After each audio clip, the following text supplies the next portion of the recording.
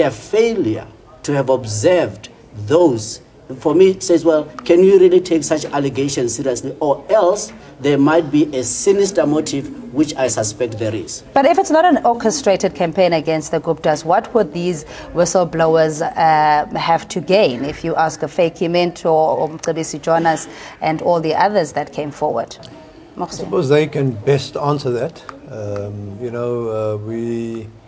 We are dealing with a bit of a political situation also that is somewhat fractious, and I'm not just talking about political parties, but our society has become, when it comes to the issues of general politics, a bit fractious. But Tsepo raises a very important point. One of the parties that complained did so 5 years after the alleged attempt to capture him or whatever he was in charge of. The law very clearly states that it's incumbent upon any state official to immediately report any approaches being made by. So, your question is a good one. What motivates people to 5 years after an event to come up with, and it can only be, and let me be quite politically blunt about it. It's directed at our president, Jacob Zuma. Some of the stuff that I've seen and from whence it comes is directed at trying to give the president a bad name and to dragging him into something. And of course the Gupta family, known to be to have a relationship with the president, just kind of collateral damage in a way, and it's a very, very, very sad situation when people use all kinds of tactics to try and get at the president. I just want to get onto a point that Zizi raised. Collusion is a very, and Tsepo may be a better person to explain what it means. It's a very serious matter in South African law. It's actually a criminal offence. These banks, if it can be proven, if there's a likelihood that they did collude, it's a very, very serious allegation that the SG made today. That there is the potential of collusion here. Why do 4 banks act in unison? And if I'm in the banking industry today, I would be very worried about what came out of the ANC press conference. I mean, it's a very, very serious matter because it compromises our entire economic system. Zizi, you were saying that it could be a threat as well to the revolution, and I think most importantly the economic transformation, because we can safely say that South Africa is still not comfortable. We're ill at ease at talking about the second transition, which has to do with finding a balance or equilibrium when it comes to sharing the wealth and the resources of this country, and that these players are not necessarily the mold or the model that we have been accustomed to, and that's essentially what we're dealing with. No, absolutely, because also in a manner that we don't want to make speculations about is that they could become active political players as well, in especially when we deal with issues of the political leadership of the country. And therefore, if to live with speculation, if banks themselves can even, for example, in our meetings, we couldn't get any information precisely because of the fact that the issue is very clear in terms of the regulation. They can't share the information between their client and so on. And if you use that issue, you could actually use that issue to play a political game. And I'm saying if banks could come out clean and say, perhaps there are issues in terms of the regulations, that either there was no adherence to the regulations or there must have been a speculation of a political pressure for them to act in the manner they did. That coincidence for us is quite suspicious. Simon, I believe we ran out of patience. They're waiting on the line from Middleburg, but you're most welcome. The lines are open, 011-542-2186, in conversation here with a panelist regarding the so-called state capture allegations. So now with the accusers having backed out, I mean, what again would be the recourse? I guess this comes to you, Mohsin, from the family. We know that they're media shy, they're not very public in terms of making comments, but what should the recourse be for the family? Well, there's quite a few legal options that's being considered. One of the fundamental problems, I think, as far as the banks are concerned, is it will probably require legislative kind of change to banking laws. for them to be able to act in this manner. As Zizi quite correctly pointed out, if it happened to, say, Ogbay and the Gupta family, it therefore can happen to anybody else. Could even happen to a political party. Tomorrow they may decide that they do not like the policies of the ANC and shut down the ANC. That's possible. So the other issue is in terms of what we're looking at is obviously see if there's any way that we can look at one of the regulatory authorities. We have gone to several to no avail, and even our own Department of Finance and the Reserve Bank said, "Hey man, we can't help. It's not within our kind of scope to tell the banks what to do." So I think we're faced with a bit of a serious challenge as a country and as a society as to if this sets a precedent for, in terms of what you said earlier about how do we begin to transform this economy.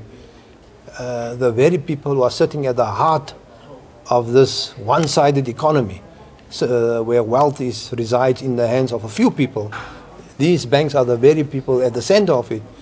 If we begin to say we want to shake that tree and begin to spread the wealth in this country, will their response be the same as the action against Ogbay? It's a very serious question that I'm posing. Yeah, I think for the longest time we've heard the ruling party emphasize that point around that political independence does not mean that you have access to the resources and the wealth, and that this is the discussion that we should be having. I mean, the case of having a state bank, for example, has been on the cards as old as the hill. So how far are those kind of processes to mitigate the monopoly when it comes to the finance sector? In fact, part of the discussion over the past weekend was the issue of the Post Bank, State Bank, because that resolution has been on with us now for some time. But given all the challenges that has been there with the Post Bank, and I think we already want to make sure that there's a rollout. There are issues of regulations that we are attending to, because we think that if we were to leave the situation as it is in terms of the ownership of the economy of the country, we are likely in the next 20 years, in fact, to find ourselves. That's why over the past 20 years we've been talking about political freedom. To what extent are we using that political freedom to transform the management, the control of the economy, is an issue that is at the center of radical socio-economic transformation. And therefore this gives us an example of what it means if you don't have economic power, that you can be muzzled. You can be muzzled to certain decisions, and in fact, because of certain regulations as well, that must be revisited. Fortunately, some of those regulations were done even before we came into power, and I think this calls for a governing party to visit some of those regulations that, in our view, may not help us in terms of fast-tracking the transformation of our economy. Yes, but we are a democracy, consultative in nature, all-inclusive, etc., that these processes are probably going to take a while, Tsepo. I mean, how then do you expedite it, for lack of a better word, to ensure that the next generation don't suffer the same limitations that we face? Yeah, look, now we know the allegations. I think they were an attempt to assault the sovereignty of the state, and that has failed. But what can be done now? Where do we go from here? Because certainly it's not the end. I believe one of the things that should be done to remedy this non-observance of the rule of law, one of them, I believe that following the announcement by the ANC today, clearly the president, one of the things that he should seriously consider is to institute a judicial commission of inquiry, because that will have an immediate effect of ensuring that the CEOs of these banks, they can be subpoenaed to come and give testimony under oath. Because until such time that they are subpoenaed to give testimony under oath, we will never know. And what they hide behind, I was horrified to hear the joint CEO of Standard Bank, Mr. Simphiwe Shabalala, this week when he was asked a question by a shareholder on what led to the closure of Ogbay and related companies' bank accounts. And him standing there and say, well, this is client and us privilege. And here he was talking to a shareholder. He wasn't even talking to an outsider.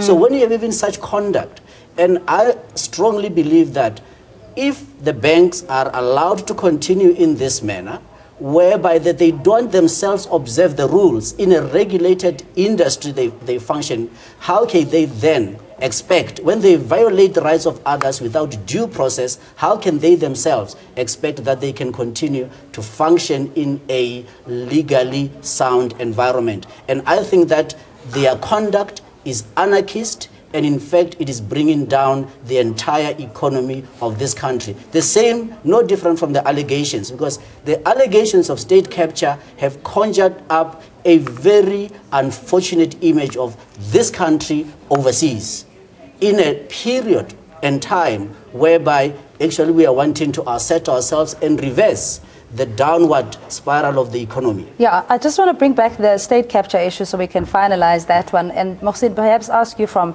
a media broadcaster point of view, what are the ramifications of the source-based journalism that we've been seeing that is so rampant and so sexy and saucy that, media is very tempted to latch onto it? What are the ramifications? Now, what I have about our media is the lack of introspection, the lack of saying, hey man, we got it wrong. What do we do about it? I know that, for instance, the New York Times, when they were complicit in covering up the weapons of mass destruction issue in Iraq, they had a very, very serious inquiry and they set structures in place. Here, in 2007, we got it wrong about what's happening in the ANC. In 2012, we got it wrong what was going to happen in Mangaung. With this particular issue now, again, we've got it wrong, and the question I would ask my fellow editors and journalists is, who do we serve? How do we approach this thing? And what kind of, self-examination do we do when this issue of state capture was such a big issue over the last few months? One could almost see disappointment in the eyes of journalists, today, when the ANC announced, but hey, there's no story here, it's a bit of, as a saying Afrikaans, a bit of a foofie, a bit of a, it fizzled out, So what are they going to write about tomorrow? So we have a very serious problem in media where we need to begin to look into ourselves and say, how do we cover this thing? How do we cover an organization like the ANC? How do we cover the people in our rural areas? Do we just cover people who are making a noise in Johannesburg, or are we worried about what's happening in our rural areas, for instance? All right.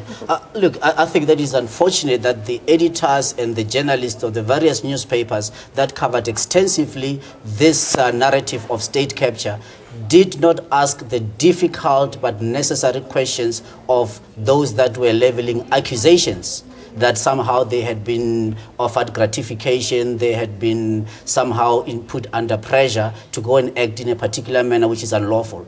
And it is incumbent upon the press in this country, the editors and the journalists, to really conduct themselves in a responsible manner that is in the interest of this republic. They have to ask difficult, hard questions. I find it very strange that nobody asked any of these accusers how come they never took action as required by the Prevention and Combating of Corrupt Activities Act of 2004. How is it possible that they didn't even seem to know that such act exists when the accusations were being leveled? So it is very unfortunate, and I think that the press, they need to jack up their conduct, and the manner that they conduct themselves has to be responsible. All right, in closing, we are to protect this country. In closing, Zizi, so can we safely say that this matter is a closed chapter now, at least from the ruling party's point of view? From the ruling party point of view, this is a closed chapter, because I think we did what we necessarily had to do. We don't think we came out empty-handed in the organization. I think it gives us a sense of what going forward, like I say, on an ongoing basis, we'll always analyze the balance of forces. If this issue, it has nothing to do with just one company, because influence of business is bigger than that. It will continue to attempt and do everything else to, particularly the African National Congress, there will always be what is called corporate capture.